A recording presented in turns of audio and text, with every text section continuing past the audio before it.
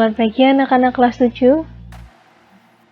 Berjumpa lagi dalam pembelajaran jarak jauh di mata pembelajaran PKN. Karena keadaan yang memaksa kita harus kembali memberlakukan 50% PTM dan 50% PJJ. Bu Natalia berharap anak-anak yang PJJ tetap bersemangat untuk belajar dan mengikuti materi seperti biasanya. Nah, pada hari ini kita masih akan membahas mengenai arti penting memahami keberagaman dalam Bingkai Bhinneka Tunggal Ika. Kemarin kita sudah mempelajari mengenai mengapa sangat penting untuk memahami keberagaman masyarakat Indonesia. Keberagaman bukan unsur perpecahan, namun justru yang menciptakan kesatuan bangsa dan menghormati suku bangsa yang ada di Indonesia. Hari ini kita akan melanjutkan di bagian kedua, yaitu menghormati budaya di Indonesia. Setelah kemarin kita membahas mengenai suku bangsa, hari ini kita membahas mengenai budaya di Indonesia. Keanekaragaman budaya merupakan kekayaan bangsa kita. Kebudayaan daerah merupakan modal utama untuk mengembangkan kebudayaan nasional. Kebudayaan dapat diartikan sebagai hasil cita, rasa, dan karya manusia dalam suatu masyarakat dan diteruskan dari generasi ke generasi melalui belajar. Nah, anak-anak masih ingat tidak kemarin ketika Bu Natalia menjelaskan tentang faktor keanekaragaman Indonesia? Salah satunya adalah faktor negara kepulauan. Nah, karena negara kita ini adalah negara kepulauan di mana banyak lautan, daratan demi daratan terpisah oleh lautan, pantai, dan lain sebagainya, sehingga membatasi interaksi antar pulau. Nah, keterbatasan interaksi antar pulau ini membuat masyarakat dalam pulau-pulau tersebut menjadi kreatif untuk mengembangkan budaya masing-masing. Oleh karena itu, setiap budaya-budaya yang berkembang di Indonesia ini seharusnya kita hormati, karena dari budaya-budaya yang muncul ini akan menghasilkan, mengembangkan kebudayaan nasional. Nah, ini merupakan contoh-contoh berbagai macam kebudayaan yang ada di Indonesia. Apakah anak-anak bisa menyebutkan tarian-tarian yang ada di sini? Di antaranya ada reog, ada tari saman, dan lain sebagainya. Sikap menghormati keanekaragaman budaya dapat kita tunjukkan dengan sikap-sikap berikut ini. Yang pertama, menghormati kelompok lain yang menjalankan kebiasaan dan adat istiadatnya. Menghormati, jadi anak-anak tidak boleh mengganggu atau menjelek-jelekan maupun merendahkan kelompok lain yang sedang menjalankan kebiasaan atau adat istiadatnya. Kemudian yang kedua, tidak menghina hasil kebudayaan bangsa lain. Jadi meskipun kita bangga dengan kebudayaan bangsa kita, kita tidak boleh menghina kebudayaan yang ada di bangsa lain. Yang ketiga, mau menonton seni pertunjukan tradisional. Nah, ini juga penting. Jadi apabila ada seni-seni pertunjukan tradisional seperti yang pernah dilakukan oleh sekolah kita, pernah menampilkan tari di, kalau tidak salah lokasinya ada di Sriwedari, waktu itu ditayangkan secara online. Nah, Bu Natalia pernah meminta anak-anak untuk menyaksikannya secara online di YouTube. Itu merupakan salah satu wujud yang kita tunjukkan untuk menghormati kebudayaan di daerah kita. Kemudian yang keempat, mau belajar dan mengembangkan berbagai jenis seni tradisional seperti seni tari, seni musik, dan seni pertunjukan. Mau belajar dan mengembangkan ini juga merupakan wujud menghormati. Contohnya seperti kakak-kakak kelas kalian yang kemarin baru saja dapat sepeda dari Pak Rudi, oleh karena mereka menampilkan tari seperti itu. Kemudian yang kelima, bangga dengan hasil kebudayaan dalam negeri. Ketika anak-anak menonton, ketika anak-anak mau belajar, di situ secara tidak langsung anak-anak menunjukkan kebanggaan terhadap hasil kebudayaan kita. Seperti itu. Sikap saling menghormati budaya perlu dikembangkan agar kebudayaan kita yang terkenal tinggi nilainya itu tetap lestari, tidak terkena arus yang datang dari luar. Nah, ini merupakan tugas generasi-generasi muda, tugasnya anak-anak untuk melestarikan kebudayaan sekitar kita dan tidak tergerus oleh arus dari luar.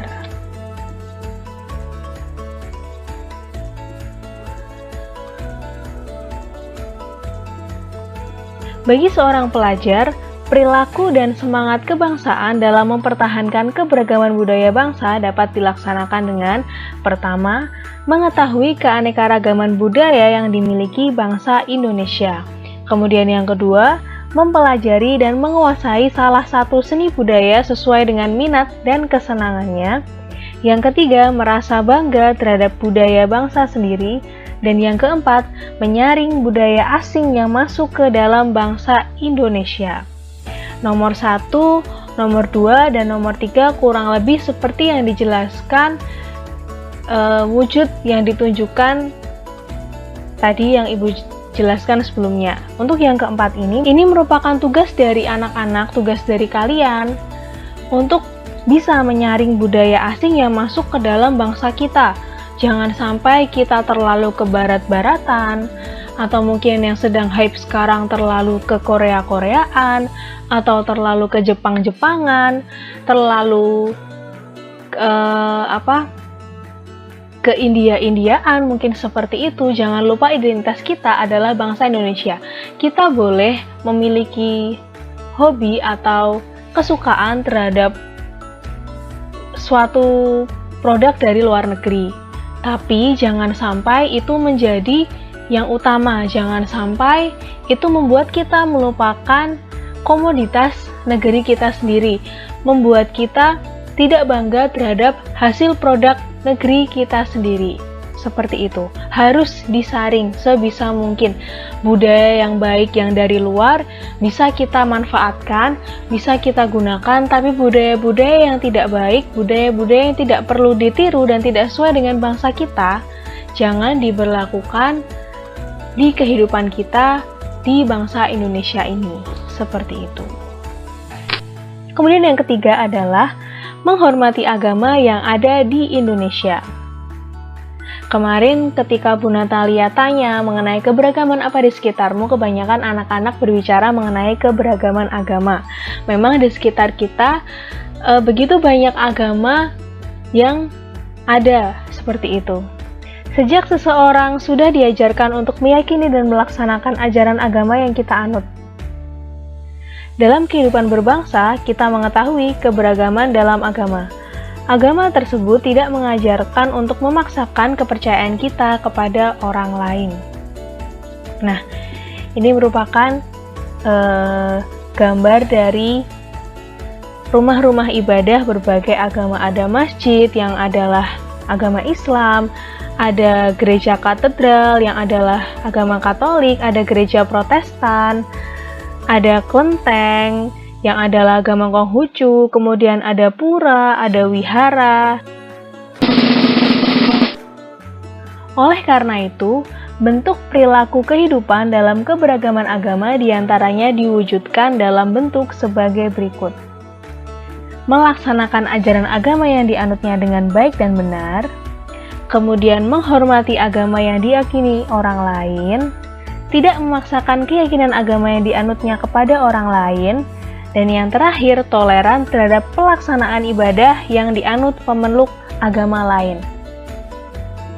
Ingat bahwa setiap orang memiliki hak untuk memilih agama yang akan dianutnya.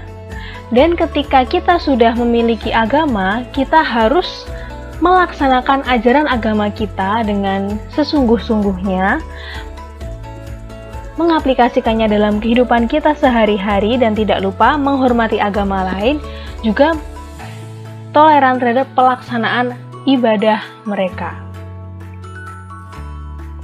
Nah, ini merupakan contoh dari keberagaman agama yang digambar dengan kartun. Yang keempat adalah menghormati ras yang ada di Indonesia. Masyarakat Indonesia memiliki keberagaman ras disebabkan oleh kedatangan bangsa asing ke wilayah Indonesia. Sejarah penyebaran ras di dunia, letak dan kondisi geografis wilayah Indonesia. Nah, Bu Natalia kemarin sudah menjelaskan bukan faktor keberagaman yang pertama adalah faktor geografis, di mana Indonesia ini sangat strategis menjadi wilayah perdagangan di antara dua samudra, yaitu Samudra Pasifik dan Samudra Hindia, kemudian di antara dua benua, yaitu benua Australia dan benua Asia. Dan oleh karena itu, di Indonesia ini ada berbagai macam ras yang harus kita hormati. Nah, ini merupakan contohnya. Beberapa ras yang ada dalam masyarakat Indonesia antara lain ras Malayan Mongoloid yang ada di Sumatera, Jawa, Bali, Nusa Tenggara Barat, Kalimantan, dan Sulawesi. Kemudian yang kedua, ras Melanesoid yang mendiami daerah Papua, Maluku, dan Nusa Tenggara Timur. Kemudian ras Asiatik Mongoloid seperti orang Tionghoa, Jepang, dan Korea. Kita bisa mengembangkan sikap berikut ini untuk menghormati keragaman ras yang ada di tanah air. Sikap yang pertama adalah menerima ras orang lain dalam pergaulan sehari-hari. Dalam pergaulan di masyarakat, kita tidak membedakan antara ras yang satu dengan yang lainnya. Ingat, jangan membeda-bedakan antara ras yang satu dengan yang lainnya. Tidak ada ras yang lebih unggul, tidak ada ras yang lebih rendah. Kita semua di mata Tuhan adalah setara. Kemudian yang kedua, tidak menjelek-jelekan, menghina, dan merendahkan ras orang lain. Kita, manusia yang diciptakan Tuhan dengan harkat dan martabat yang sama. Nah, ini patut dicontoh ya anak-anak, contohnya di gambar ini. Pada minggu depan kita akan membahas mengenai menghormati golongan yang di Indonesia. Kita akan bahas sedikit, kemudian selanjutnya kita akan membahas mengenai keberagaman yang menyatukan Indonesia. Jadi sampai di situ dulu pembahasan kita hari ini. Sampai jumpa pada pertemuan berikutnya. Ingat anak-anak, tetap jaga kesehatan, tingkatkan imun anak-anak dengan makan makanan bergizi, berolahraga, dan minum air putih yang cukup. Kemudian, tingkatkan iman anak-anak dengan menjalankan ibadah dan mengaplikasikan setiap yang diajarkan dalam agama anak-anak di kehidupan sehari-hari. Sampai jumpa!